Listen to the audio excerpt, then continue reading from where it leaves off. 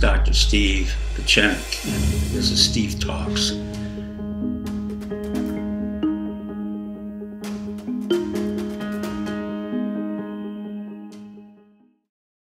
Hello, Mr. and Mrs. America. This is Dr. Steve Pieczenik. I would like to address the issue of cyber attack that happened on Friday.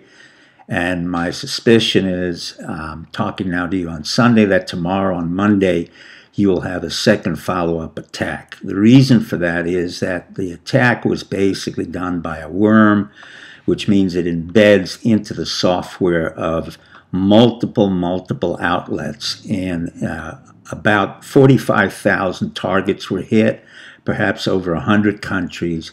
Britain's healthcare system was affected. Germany's railroad system was affected. FedEx was affected. Russia's systems were affected. So basically what happened is the malware, which is called WannaCry, sounds a little silly, but that's what it is. WannaCry malware was embedded in all of the computers around the world, and those that particularly had the Microsoft software. Now, what does this really mean? Who did it? I'm not clear. It could be any one of the top 5 countries. The United States is number 1 in cyber capacity. China's number 2. Russia's number 3. Israel is number 4. The United Kingdom is number 5. But on that list of hackers, which is a little bit different, you have Hungary, you have Bulgaria, you have an unusual country, and that is Turkey, that comes right behind the United States, China, and Turkey is number 3 in the number of hackers that they have that can affect the world. So this is all speculation. What is important, and is not a speculation, is that this is our Pearl Harbor for cyber warfare. I wrote about this concern over 20 years ago when I created the Net Force series, or we put it under the Tom Clancy franchise Net Force series in the book version and in the television 4-hour miniseries. What I was concerned about was the fact that the nation state and the world institutions were no longer viable in the 21st century when 1 and 0 constitutes the reality of cyber nations, cyber terrorism, and cyber command. What I'm really concerned about is that the United States for the past 20 to 30 years has been fighting wars that are of no value to our country, which have nothing to do with national security, which has cost us trillions and trillions of dollars and has forced our soldiers all over the world into 222 countries and 760 bases, when in fact the major concern for the 21st century is not ISIS, it's not Al-Qaeda, it's not North Korea, it's not China, it's not Russia, and it's not our internal dissidents. It happens to be cyber warfare. When we had a cyber command which was integrated with the National Security Agency, we were in the beginning of cyber warfare. And 7 years ago, the Israelis in the United States created a Stuxnet virus, or worm, Stuxnet.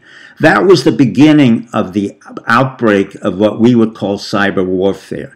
However, our intelligence organization has repeatedly tried to explain to the American public and to our political leaders that we need to have an open discussion with regard to what cyber warfare is and is not, very much along the lines that we had concerning nuclear warfare and strategic systems during the Cold War. Well, we need to have that now. And we need to reorient our 16 or 17 intelligence units into a system which is unified, does not have any stovepipes, meaning that every system has its own complete cyber command system without having any integration. The DNI, Director of National Intelligence, has to be eliminated. We don't need it. It's an outgrowth of 9/11. It's antiquated. 16 different intelligence units are antiquated.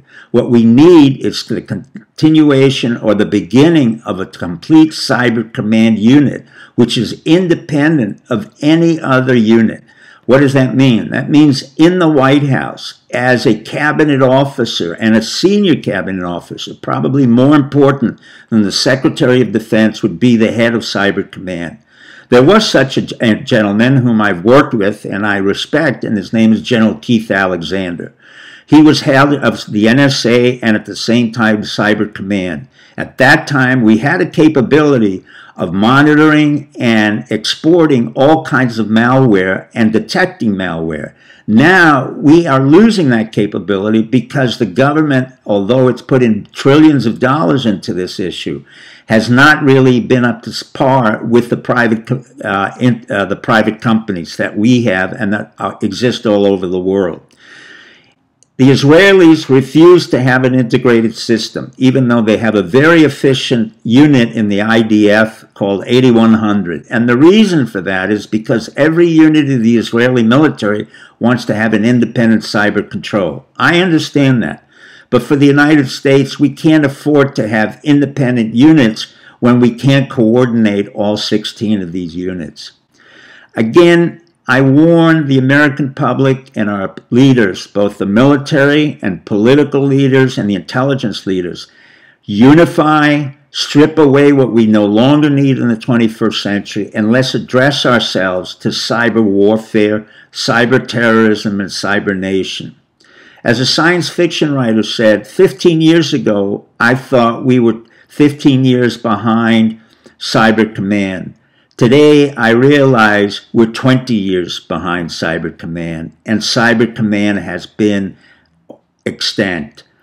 I wish you and your family the best of health and good luck.